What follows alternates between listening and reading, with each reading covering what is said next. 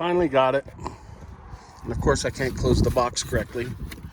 But here it is. It's so simple.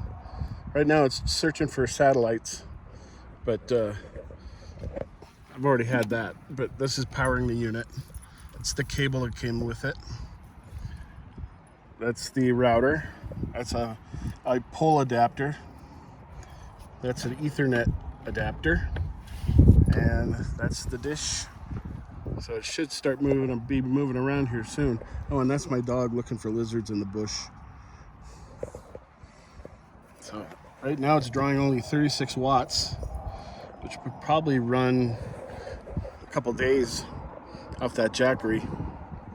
So I'm really impressed. This is quite the engineering accomplishment here.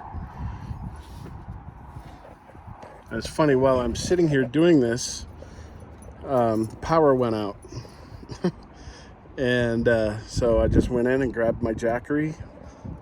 And here we just attached this to my pole, telescoping pole that's going to go in the back of the RV. And man, this is so easy. I can't believe it.